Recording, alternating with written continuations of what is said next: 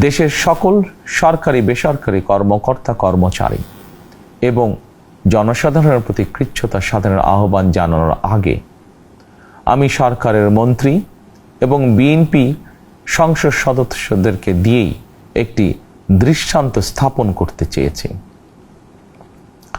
বিএনপির সংসদীয় দলের প্রথম সভাতেই আমরা সিদ্ধান্ত নিয়েছি বিএনপি থেকে নির্বাচিত কোনো সংসদ সদস্য সরকারি সুবিধা নিয়ে ট্যাক্স ফ্রি গাড়ি আমদানি করবেন না এবং প্লট সুবিধাও নেবেন না। আমি আপনাদের সামনে বলেছিলাম রাষ্ট্র পরিচালনার সুযোগ পেলে বিএনপি সরকার মহানবীর ন্যায়পরায়ণতার আদর্শ অনুসরণ করবে। আমি মনে করি বিএনপির সংসদীয় দলের এই সিদ্ধান্ত ন্যায়পরায়ণতার আদর্শেরই একটি অন্যতম প্রতিফলন। প্রিয় দেশবাসী, বিভাগীয় শহরগুলিতে বিশেষ করে রাজধানী ঢাকায় যানজট অত্যন্ত নিয়ন্ত্রণহীন।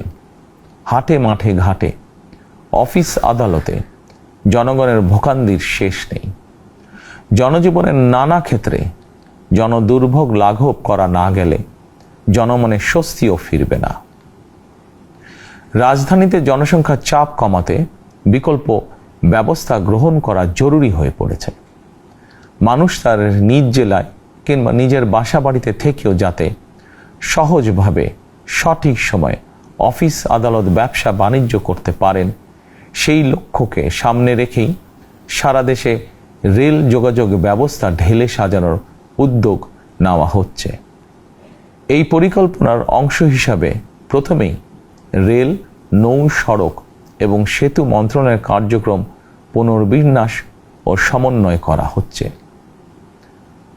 আমরা মনে করি সারা দেশে রেল যোগাযোগ ব্যবস্থার সহজ, সুলভ এবং নিরাপদ করা গেলে একদিকে যেমন জনগণের শহর কেন্দ্রিক বা নগর কেন্দ্রিক নির্ভরতা কমবে, অপরদিকে পরিবেশেরও উন্নতি হবে। প্রিয় দেশবাসী, আমাদের চারপাশে সমস্যার শেষ নেই, তবে সমস্যার পাশাপাশি সম্ভাবনাও কিন্তু কম নয়। আমাদের বৃহৎ জনগোষ্ঠীকে যদি আমরা দক্ষ জনশক্তিতে রূপান্তরিত করতে পারি, তাহলে এই জনসংখ্যাই হবে আমাদের জনসম্পদ। আমরা নিজেদেরকে দক্ষ করে গড়ে তুলতে পারলে শুধু বাংলাদেশই নয়, বিশ্ব বাজারও আমাদের জন্য উন্মুক্ত। তথ্য প্রযুক্তির সিঁড়ি বেয়ে বিশ্ব এখন কৃত্রিম বুদ্ধিমত্তার যুগে প্রবেশ করেছে। প্রযুক্তির এই প্রতিযোগিতামূলক বিশ্বে সম্মান এবং স্বচ্ছতার সঙ্গে টিকে থাকতে হলে আমাদেরকে কোনো না কোনো একটি বিষয় বা কাজে পারদর্শী হতে হবে। দেশের কোটি কোটি শিক্ষার্থী এবং তরুণ যুবশক্তির উদ্দেশ্যে বলতে চাই, মেধায়, জ্ঞানে, বিজ্ঞানে নিজেদেরকে যোগ্য করে গড়ে তোলার জন্য যত রকমের সহযোগিতা দেওয়া যায় সব রকমের সহযোগিতা দিতে বর্তমান সরকার প্রস্তুত। কর্মসংস্থান এবং কর্মপরিবেশ নিশ্চিত করার সুনির্দিষ্ট অঙ্গীকার নিয়ে বর্তমান সরকার যাত্রা শুরু করেছে।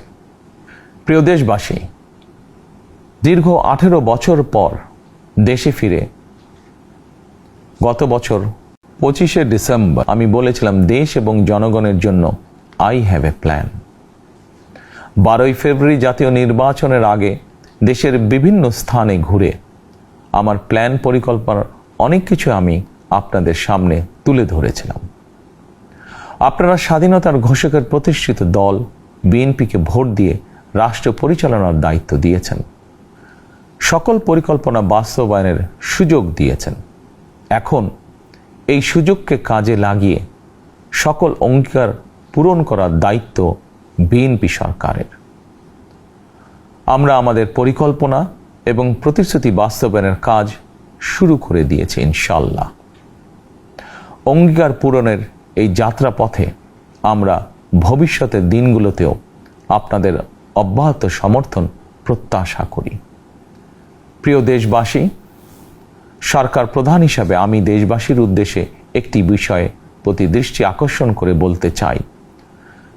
নবগঠিত সরকার গঠনের সুযোগ দিতে যারা বিএনপিকে ভোট দিয়েছেন কিংবা দেননি অথবা কাউকেই ভোট দেননি, এই সরকারের প্রতি আপনাদের সবার সমান অধিকার। বিএনপি সরকার বিশ্বাস করে দলমত ধর্ম দর্শন যার যার, রাষ্ট্র সবার। এই দেশে এই রাষ্ট্রে একজন বাংলাদেশি হিসাবে আপনার আমার আমাদের প্রতিটি বাংলাদেশি নাগরিকের অধিকার সমান। প্রিয় দেশবাসী, আল্লাহ আমাদের সবাইকে নিরাপদ এবং সুস্থ রাখুন। আল্লাহ আমাদের সকলকে ইতিবাচক পরিকল্পনাগুলো বাস্তবায়নের তৌফিক দিন। পবিত্র রমাদান মাস শুরুর শুভ লগ্নে আল্লাহর দরবারে এই নিবেদন রেখে আমার বক্তব্য শেষ করছি। আল্লাহ হাফেজ। বাংলাদেশ জিন্দাবাদ।